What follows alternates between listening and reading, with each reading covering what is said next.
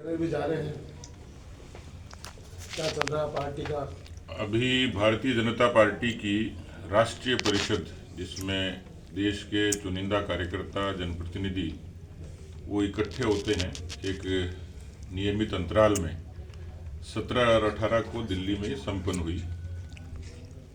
इस राष्ट्रीय परिषद की विशेषता ये थी कि लोकसभा चुनाव की तैयारियों से पहले जो पार्टी ने एक्शन प्लान तैयार किया है, देश में 100 से ऊपर 150 के लगभग क्लस्टर्स और उसमें प्रमुख नेताओं को उसकी जिम्मेवारी और लोकसभा चुनाव की संगठनात्मक धरातल और उसकी रणनीतिक तैयारी, इसका जिम्मा उस क्लस्टर्स को दिया गया है।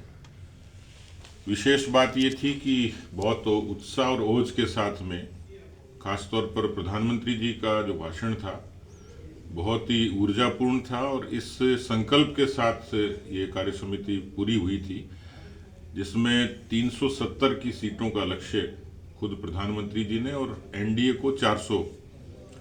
एक मुझे लगता है कि बहुत ही महत्वाकांक्षी इस तरीके का टास्क उन्होंने कार्यकर्ताओं को, पार्टी के समर्थक और शुभचिंतकों को दिया है। प्रस्ताव हुए, एक जो ड्राफ्ट था वो राम जन्मभूमि पर प्रधानमंत्री जी का अभिनंदन भी किया गया। राम जन्मभूमि पर भगवान राम के भव्य मंदिर के निर्माण का जो रास्ता प्रशस्त हुआ और प्राण प्रतिष्ठा हुई, उसके लिए पूरी पार्टी ने, राष्ट्रीय परिषद के प्रतिनिधियों की ओर से प्रमुख नेताओं ने प्रधानमंत्री जी का अभिनंदन किया। एक जो विशेष पार्टी के विधान में जो प्रावधान किया है, आमतौर पर जब अध्यक्ष निवृत्त होते हैं तो उसमें राष्ट्रीय परिषद को चयन का अधिकार होता है, एक वैधानिक प्रक्रिया है, लेकिन इस समय पार्टी की जो संसदीय बोर्ड है उसको अधिकृत किया है कि ऐसी रिक्तता की स्थिति में संसदीय बोर्ड जो है वो अध्यक्ष की नियुक्ति कर सकेगा, सब लोगों के विमर्श के बाद में। तो पार्टी के संवैधानिक प्लेटफॉर्म पर ये बड़ा फैसला है, दूरगामी फैसला है और नीतिगत फैसला है। चुनाव आ रहे हैं, कल अमित शाह जी का दौरा भी है। क्या लग रहा है कि जिस तरह कांग्रेस नए चेहरे लाके प्रतिस्पर्धा बनाने के प्रयास कर रही है, लगता है कांग्रेस को चुनौती दे पाएगी आपको?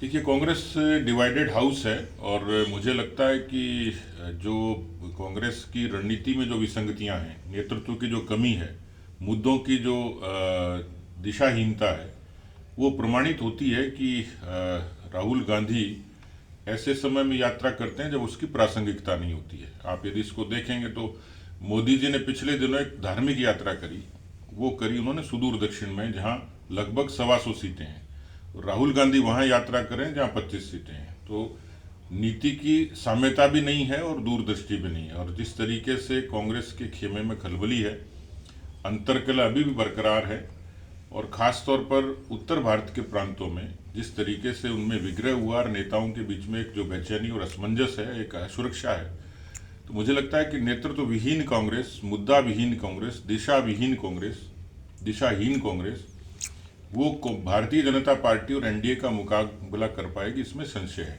क्योंकि देश की जनता ने लोकसभा में एक वोट दिया था भ्रष्टाचार, वंशवाद, जातिवाद, परिवारवाद के खिलाफ 2014 में।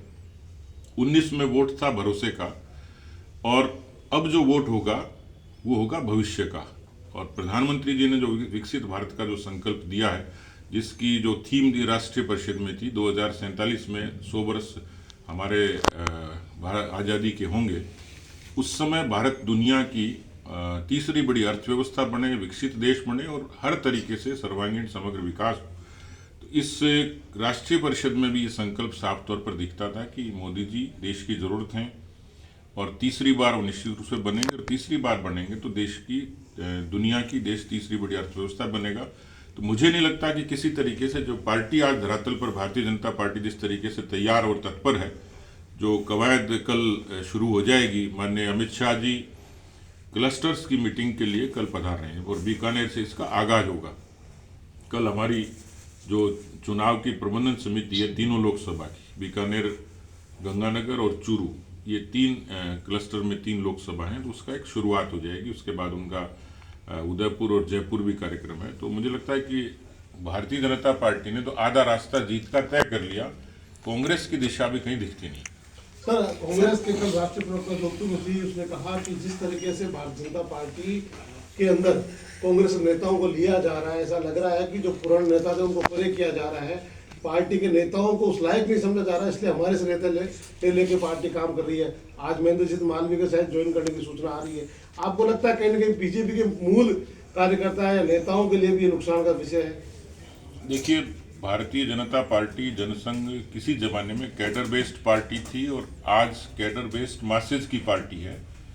बहुत लोग पार्टी के साथ जुड़े, अनेक विचारधाराओं के लोग जुड़े और आज पार्टी पूरे तरीके से समग्र होके और सत्ता के मुहाने तक 303 तक पहुंची है। तो मुझे लगता है कि उसमें अनेक विचारों के लोग समाहित हुए। तो भारतीय जनता पार्टी के विचारों का जो महासमुद्र है, उसमें जिन लोगों की इच्छा थी और जो लोग जुड़ना चाह रहे थे, उनको पार्टी ने स्वागत किया और मुझे लगा कि धीरे धीरे भारतीय जनता पार्टी एक बड़े दल के रूप में परिवर्तित हुई और सत्ता तक पहुंची। तो उसमें सब लोगों की, अलग अलग विचार के लोगों की समाहित होने से वो जो ताकत बढ़ी है, वो हमारे लिए मुझे लगता है कि अभी युगानुकूल है। उसकी प्रासंगिकता भी थी, ज़रूरत भी थी। राजस्थान में कई नेता शामिल हो रहे हैं, नए नाम जो सामने आ रहे हैं, चल रहा है कुछ ऐसा? लालचंद कटारिया है, देखिए, मालूम हो चुका है, राजेंद्र यादव है, ऐसे लोगों की। हम लोगों ने और ये बहुत पहले स्पष्ट कर दिया था कि जो एनडीए था उसमें अलग अलग विचारों के लोग जुड़े। बीजेपी से भी दूसरे दलों से लोग आए, हमारे साथ आए और जुड़े और हमने उनका स्वागत भी किया।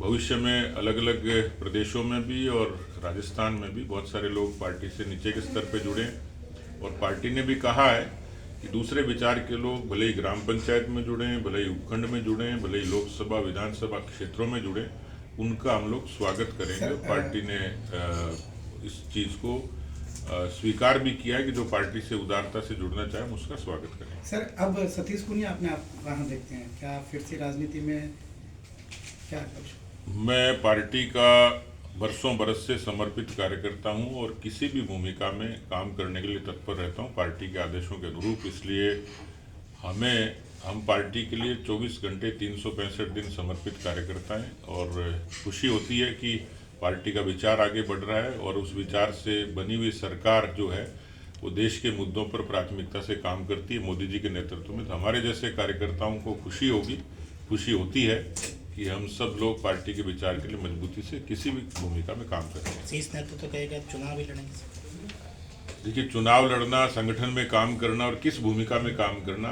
हम जैसे कार्यकर्ताओं के लिए पार्टी ही तय करती है और पार्टी का आदेश ही हमारे लिए सर्वोपरि है। ठीक है।